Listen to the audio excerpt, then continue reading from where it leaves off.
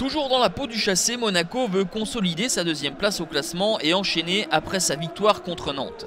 De plus en plus de rumeurs autour du départ de Claudio Ranieri en fin de saison fleurissent, envoyant même Zinedine Zidane sur le banc monégasque.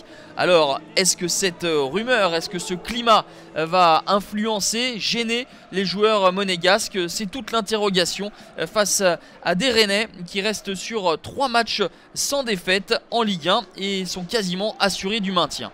Les Rennais justement développent leur jeu sans complexe en début de partie avec le débordement de Camille Grosicki qui fausse compagnie à Abdenour. La passe en retrait pour Jean-De Makoun, mais le milieu de terrain camerounais, le corps trop en arrière, enlève trop sa frappe.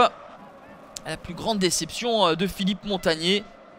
Mais par la suite, les Monégasques vont reprendre le cours des opérations. Jérémy Toulalan, la balle dans les pieds de João Moutinho. La frappe du Portugais n'est pas cadrée, sans problème pour Benoît Costil.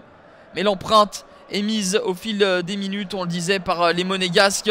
La frappe croisée de Rivière. Costil est obligé de se coucher. Un corner désormais pour l'ASM, mal renvoyé par Toivonen.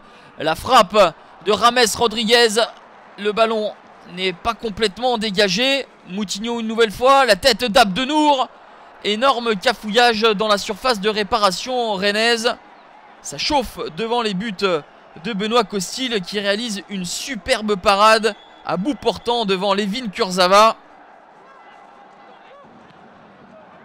Exploit véritablement du gardien rennais qui permet à ses coéquipiers de rentrer au vestiaire sur ce score de 0-0.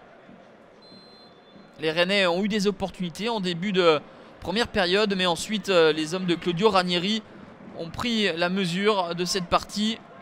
Il en est de même dans cette deuxième période. Le ballon dans les pieds de Jérémy Toulalan. Il a vu l'appel de Rivière qui se défait du marquage d'Armand pour tromper Benoît Costil. 55e minute de jeu, Monaco mène 1-0 et le moins que l'on puisse dire c'est que cet avantage au score est mérité. 10e but de la saison pour Emmanuel Rivière, son meilleur total en Ligue 1 depuis le début de sa carrière.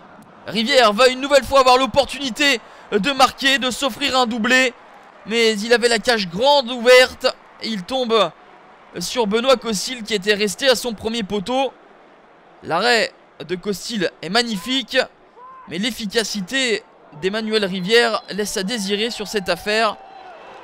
Toujours est-il que Monaco va tout de même s'imposer 1-0 et assurer l'essentiel, consolider sa deuxième place et empêcher le PSG d'être éventuellement champion dès la fin de cette 33e journée.